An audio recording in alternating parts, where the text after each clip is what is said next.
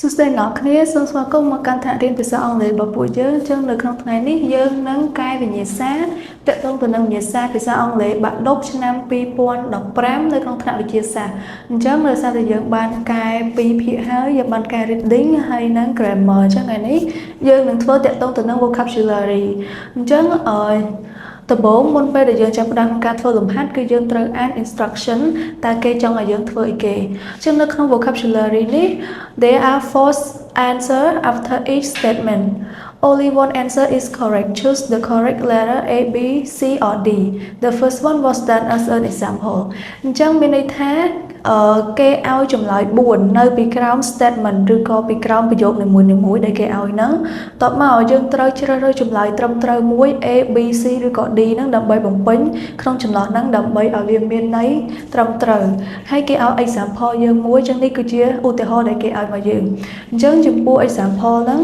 គេថា how is it from here to the city center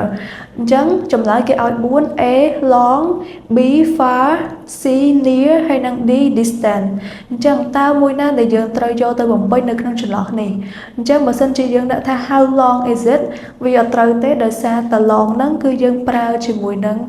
រយៈពេលឬក៏ប្រវែងអីមួយឧទាហរណ៍ how long does it take តើវាចំណាយពេលប៉ុន្មានវាត្រូវការចំណាយពេលប៉ុន្មាន how long is the road តើផ្លូវហ្នឹងមានប្រវែងប៉ុន្មានអញ្ចឹង B how far is it from here to the city center ត្រូវដោយសារគេសួរពីចម្ងាយពីនេះទៅ city center អញ្ចឹង B គឺជាចម្លើយត្រូវ C និង D ក៏អត់ត្រូវដែរដោយសារ C នេះយើងអាចសួរ how near is it បានទេយើង better យើងសួរ how far អូខេអញ្ចឹង D នេះក៏អត់ត្រូវដែរ how distant ហ្នឹង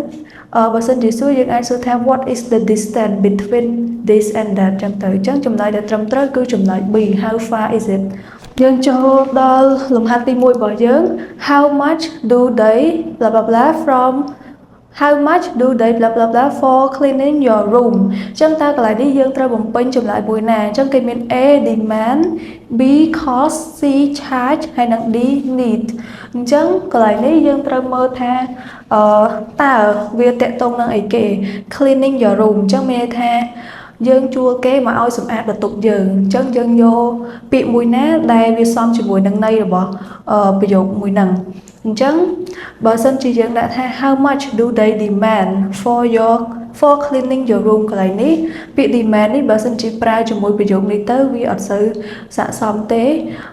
how much do they cost for cleaning your room អញ្ចឹងពាក្យ cost នេះវាចំណាយអញ្ចឹងវាអត់ត្រូវជាមួយនឹងប្រយោគរបស់យើងទេដោយសារប្រយោគយើងគឺយើងជួលគេឲ្យគេមកសម្អាតបន្ទប់យើងអញ្ចឹងគេអត់ចំណាយមកលើយើងទេអ្នកចំណាយទៅលើគេអញ្ចឹង see how much do they charge for cleaning your room អញ្ចឹងកន្លែង charge នេះគឺត្រូវអញ្ចឹងចម្លើយត្រឹមត្រូវរបស់យើងគឺចម្លើយ C ដោយសារតែ charge នេះមានថាតកតងទៅនឹងសេវាកម្មតើពួកគេយកប៉ុន្មានបើសិនជាពួកគេមកសម្អាតបន្ទប់យើងហ្នឹងតើអស់ថ្លៃសេវាកម្មប៉ុន្មានអញ្ចឹងពាក្យ charge នេះមានន័យថាពួកគេយកលុយសេវាកម្មពីយើងអញ្ចឹង D need នេះ how much do they need for cleaning your room need នេះអាចត្រូវដែរប៉ុន្តែ charge នេះត្រូវជាងអញ្ចឹងចម្លើយដែលត្រឹមត្រូវគឺ C how much do they charge for cleaning your room សម្រាប់លេខ2 in some countries smoking in public place is blah blah blah because many people are hurt of smoke អញ្ចឹងយើងមាន4ដូចគ្នាអញ្ចឹងយើងមាន A prohibited B increase C encourage ហើយនិង D continue អញ្ចឹងយើងមើលថាតើប្រយោគហ្នឹងមានន័យបែបណាសិនប្រយោគហ្នឹងគឺគេចង់និយាយពីការ smoking ឬក៏ការជក់បារីហ្នឹងនៅទីសាធារណៈហើយគេបន្ថែមប្រយោគចុងក្រោយថា because many people are hurt of smoke មានថាមនុស្សជាច្រើនត្រូវបានឈឺដោយសារតែការជក់បារីហ្នឹងអញ្ចឹងតើកន្លែងនេះត្រូវយើងបំពេញពាក្យអីគេសម្រាប់ A នេះយើងមានពាក្យថា prohibited តែបានន័យថាបញ្ឈប់អញ្ចឹងពាក្យ B យើងមាន increase ហ្នឹងមានថាបង្កើនអញ្ចឹងតើយើងត្រូវបង្កើនការជក់បារីមែនបើខាងក្រៅនេះគេដាក់ថាមនុស្សជាច្រើន ឈឺដោយសារការជក់បារីហ្នឹងអញ្ចឹងពាក្យនេះគឺអត់ត្រូវទេហើយពាក្យ C នេះ encourage ណាលើកទឹកចិត្តអញ្ចឹងអត់អាចលើកទឹកចិត្តឲ្យជក់បារីបានទេហើយ D នេះ continue បន្តអ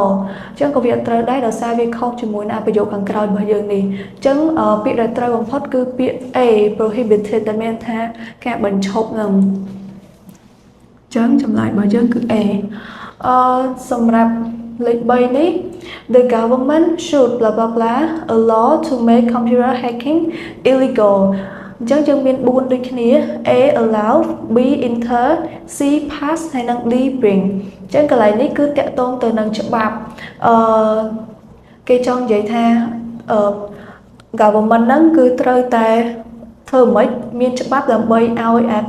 ការ hack computer ហ្នឹងគឺជារឿងដែលខុសច្បាប់ត្រូវបញ្ចូលច្បាប់ហ្នឹងអញ្ចឹង the government should again should allow should enter should pass ឬក៏ should bring បើយើងដាក់ថា should allow វាអត់ស៊ីជាមួយនឹង sentence របស់យើងទេ allow វាថាអនុញ្ញាតអញ្ចឹង should allow for law គឺវាអត់ត្រូវទេ B should enter មានថាចូលអញ្ចឹងចូលច្បាប់មិនអញ្ចឹងវាអត់ត្រូវដែរអញ្ចឹង should pass កន្លែងនេះគឺត្រូវជាងគេ pass a law អញ្ចឹង should pass នេះគឺជាចម្លើយមួយដែលត្រឹមត្រូវ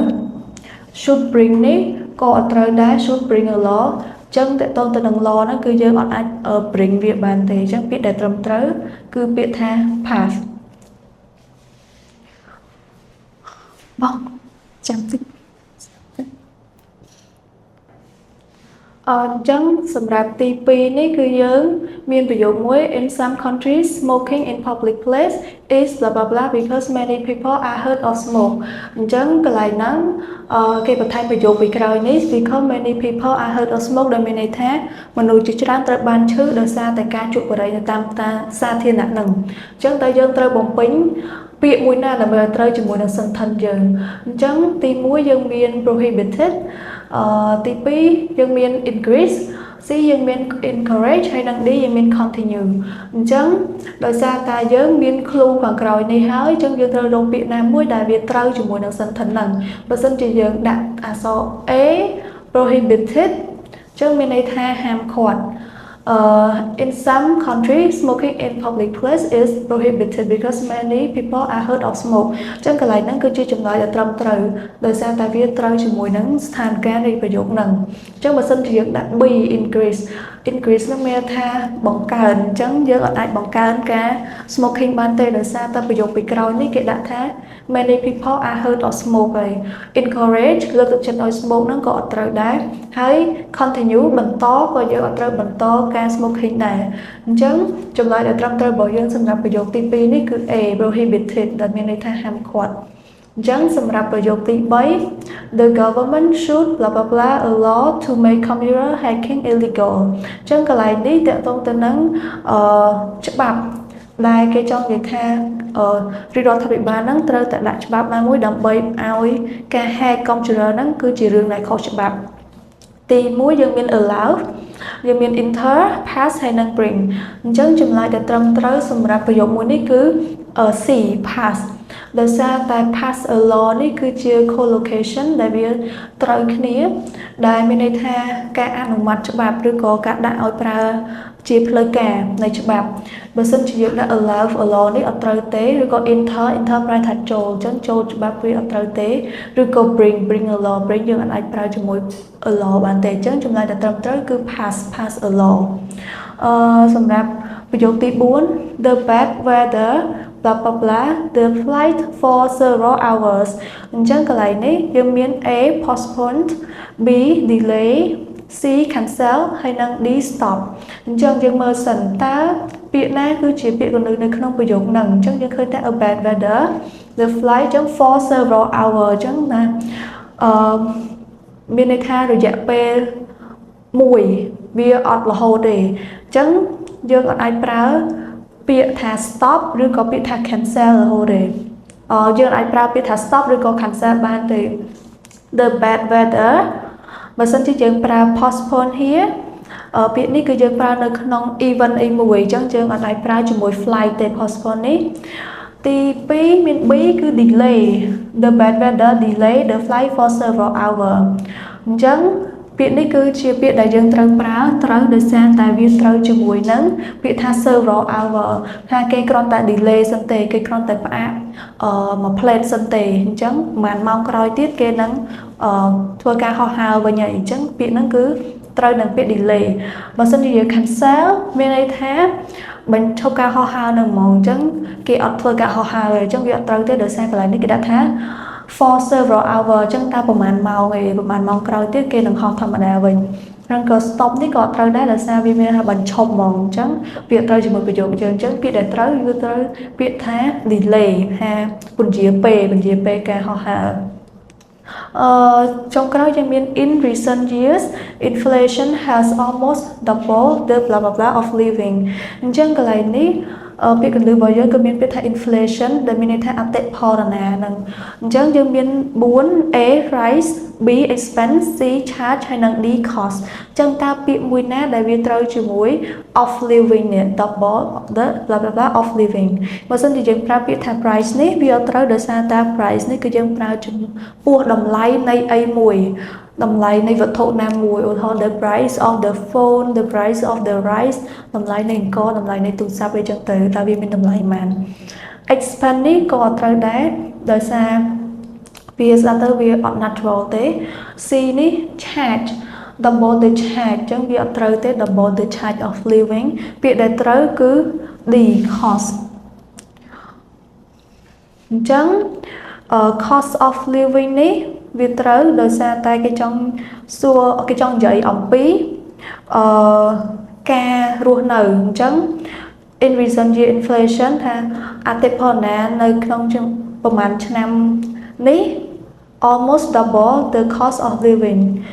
ស្ទើរតែធ្វើឲ្យការចំណាយនៃការរស់នៅហ្នឹងវាឡើងគុណនឹង2អញ្ចឹងពាក្យដែលត្រឹមត្រូវកន្លែងនេះគឺ cost of living អញ្ចឹងកន្លែងនេះវាអាចជា collocation មួយដែរ cost ហ្នឹងគឺវាត្រូវជាមួយនឹងពាក្យថា of living ហ្នឹង